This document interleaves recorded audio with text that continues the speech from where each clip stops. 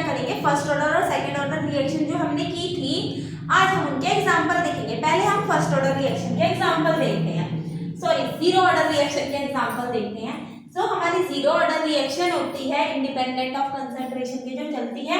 इसका पहला एग्जांपल क्या है, फोटोकेमिकल रिएक्शन बिटवीन H2 और Cl2 के बीच में जो फोटोकेमिकल रिएक्शन होती है वो जीरो ऑर्डर रिएक्शन का क्या होती है, एग्जांपल होती है। जब H2 और Cl2 को आपस में रिएक्शन कराई जाती है अल्ट्रावायलेट रेज की प्रेजेंस में, तो ये 2HCl को बनाता है। इसका एग्जांपल है जीरो ऑर्डर रिएक्शन का। नेक्स्ट क्या है, decomposition of N2O on hot PT surface. जो डीकंपोजिशन है N2O की हॉट पीटी की सरफेस पे, मतलब कि प्लेटिनम की सरफेस पे जो होता है वो भी जीरो ऑर्डर रिएक्शन का एग्जांपल होता है। N2O है, पीटी की सरफेस पे इसकी रिएक्शन हुई तो इसने नाइट्रोजन और ऑक्सीजन को अलग किया, N2 और O2 को। थर्ड एग्जांपल है हमारा डीकंपोजिशन ऑफ NH3। NH3 का डीकंपोजिशन होगा, मतलब कि NH3 टूटेगा in presence of molybdenum and tungsten surface. Molybdenum और टंगस्टन सरफेस की प्रेजेंस में ये हमारा NH3 था अमोनिया, इसका डीकंपोजिशन हुआ, इसने N2 और H2O gas, sorry H2 hydrogen gas बनाई। नेक्स्ट क्या है हमारा, डीकंपोजिशन ऑफ HI। अब HI का डीकंपोजिशन जब हम करते हैं गोल्ड सरफेस पे, गोल्ड का मतलब AU की सरफेस पे जब हम HI का डीकंपोजिशन करते हैं तो ये क्या बना देता है, H2 और I2O बना देता है। अब इसके बाद हम अपने नेक्स्ट एग्जांपल करेंगे फर्स्ट ऑर्डर रिएक्शन। अब हम क्या करेंगे, फर्स्ट ऑर्डर रिएक्शन के एग्जांपल करेंगे। जो हमारी फर्स्ट ऑर्डर रिएक्शन है इसमें हमारा जो पहला एग्जांपल है वो क्या है, हाइड्रोलाइसिस ऑफ सुक्रोज। जो सुक्रोज का हाइड्रोलाइसिस होता है वो क्या होता है, फर्स्ट ऑर्डर रिएक्शन का एग्जांपल होता है। सुक्रोज का फॉर्मूला क्या होता है, C12H22O11 होता है। जब हम इसका हाइड्रोलाइसिस करते हैं, वाटर के साथ इसके रिएक्शन करते हैं तो ग्लूकोज और फ्रक्टोज बनता है।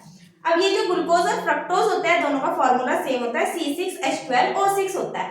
बट जो ग्लूकोज होता है ये एल्डिहाइड शुगर होती है और जो फ्रक्टोज होता है ये कौन सी शुगर होती है, हमारी कीटोन शुगर होती है। इसके बाद जो हमारा नेक्स्ट एग्जांपल है वो क्या है, हाइड्रोलाइसिस ऑफ एस्टर। अब जो हमारे एस्टर होते हैं स्वीटिंग इन टेस्ट में क्या होते हैं, वो थोड़े से स्वीट होते हैं, फ्रूटी की स्मेल आती है उसमें से।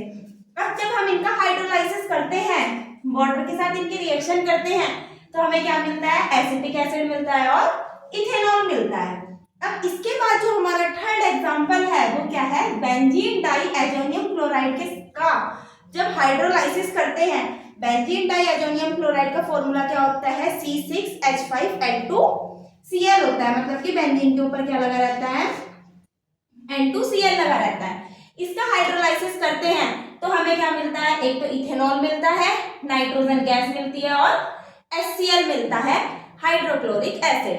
हमारा next example first order reaction का क्या है, डीकंपोजिशन ऑफ N2O5। जो N2O5 होता है अगर इसका हम डीकंपोजिशन करते हैं, मतलब कि इसको तोड़ते हैं तो हमें क्या मिलता है, एक तो N2O मिलता है, एक गैस नाइट्रोजन डाइऑक्साइड और एक ऑक्सीजन गैस मिलती है।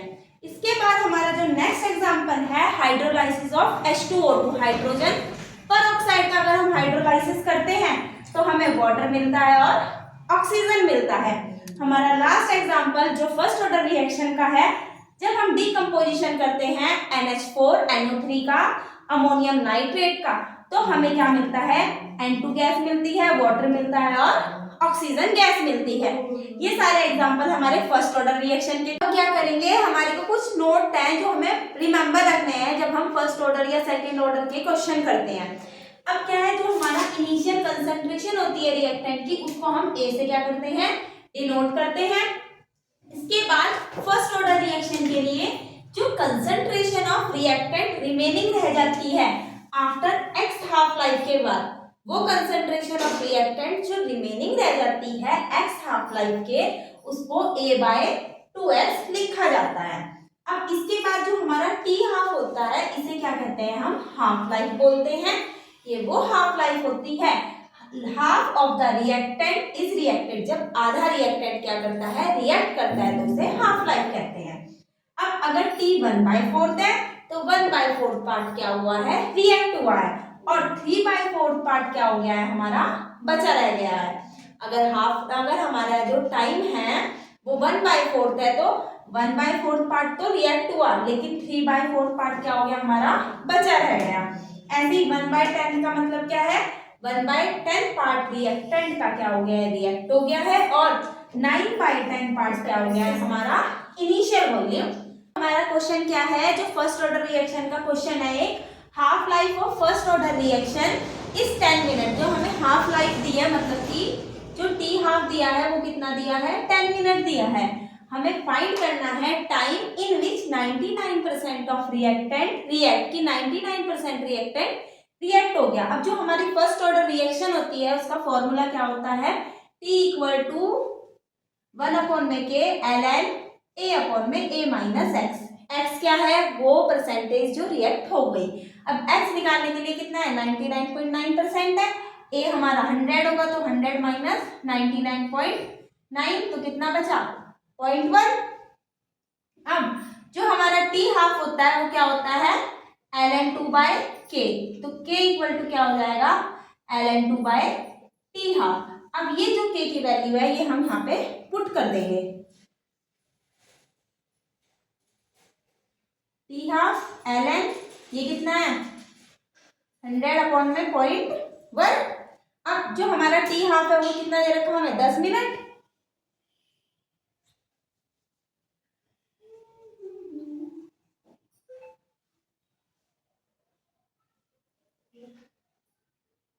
पॉइंट हटाया, कितना आ गया 1000।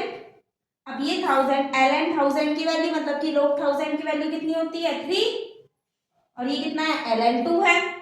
अब इसे सॉल्व करेंगे तो t =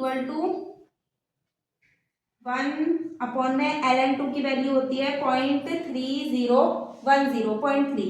अब ये वाला 10 कहाँ चला गया, ऊपर चला गया यहाँ पे, ये रहा। अब इसके बाद इसकी वैल्यू कितनी आती है, log 1000 की वैल्यू कितनी होती है हमारी, 3 होती है। पॉइंट हटाया, 2 0 आई, एक 0 से एक 0 गई, इस 3 से ये 3 गया, तो हमारा जो टाइम आया वो कितना आया, 100 मिनट आया। अब इसके बाद हम अपना नेक्स्ट क्वेश्चन करें।